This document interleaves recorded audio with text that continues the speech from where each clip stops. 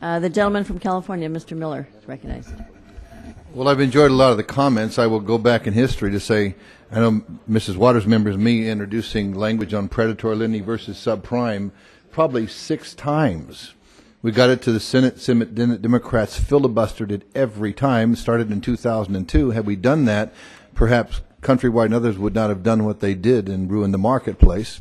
Also, there was comments on the monies lent to banks in TARP 1 that was under a House and Senate controlled by Democrats. It was a bipartisan bill. The money lent to the banks was repaid. That also should be stated. The problem I have with today is Freddie Fannie is in serious trouble, and this administration is charging them 10% interest for funds to keep them going. That's abhorrent. 10% interest. So if we want to put the facts on the table here, let's put all the facts on the table. Now, my good friend Maxine talked about the Neighborhood Stabilization Program. The problem I have with it is the equitable allocation, I think, is absolutely questionable. Los Angeles County and NSP 1, 2, and 3 got $26.5 million. San Bernardino County got $33.2 million. Orange County got $4.3 million. Neighborhood Lending Partners, Inc. got $50 million. I don't know who they are. The Community Builders, Inc. got $78.6 million. Chicanos por la Casa, Inc. got $137 million. $137 million. I don't know who they are. If you look at the Inspector General of HUD, already identified numerous misuses of NSP money at the state level, and Government Accountability Office has questioned the information system in place that HUD used to track the money. There's very little hard evidence on whether the funds are being used by the recipients in a cost-efficient manner. I guess the question I have is, the new proposed budget deficit's $1.6 trillion. This program is allocated for $7 billion. Is there any mechanism that requires repayment of these funds? Can anybody answer that? To the federal government. These are grant funds. They are grant funds to be repaid to the groups who buy the houses, rehab the houses, and sell the houses.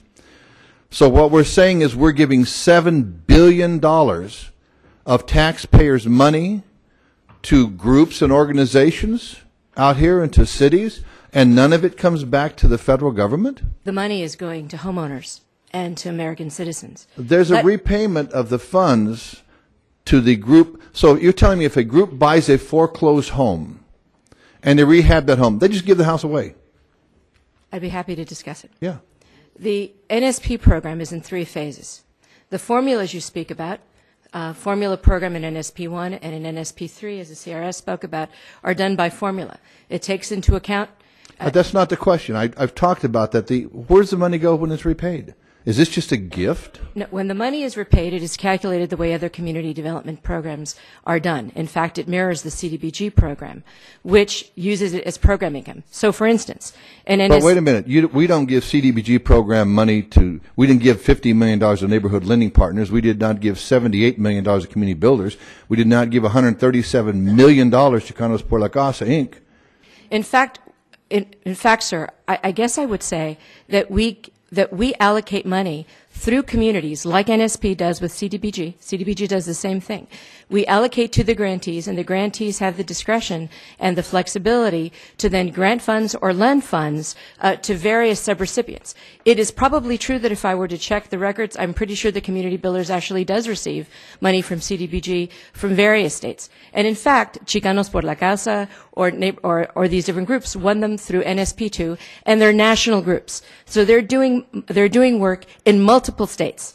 So what they're doing is all throughout the country. Chicanos por la Casa is 13 separate groups. But there's a big difference between taking and making sure boarded up houses are off the marketplace, rehabbed and sold, putting new people in there, than just giving $7 billion worth of government funds away. And that's what we're doing. We're giving $7 billion worth of taxpayer dollars away to groups and organizations that there's no requirement for repayment. But in the bill, there's an opportunity for them to buy the property and sell the property, and if the money goes back to them, it goes back to them. Mr. Stevens, do you have anything to comment on that? Congressman, NSP is not under my authority. It's Assistant Secretary Marquez. I think it's a huge, enormous waste of taxpayer dollars to put $7 billion out there, giving some, they can say nonprofits, whatever you want to call it, the opportunity to receive the funds. I don't think there's adequate oversight over those funds. And if they sell the property, to take the funds back and keep those funds. A program like this should have been used for the purpose of making sure that foreclosed properties were somewhat taken off the market, if that was the intent, rehab them, sell them, then the money come back to the federal government. But this government has to stop giving the taxpayers' monies away like we are today. We don't have $7 billion to keep throwing out there today. We just don't have it.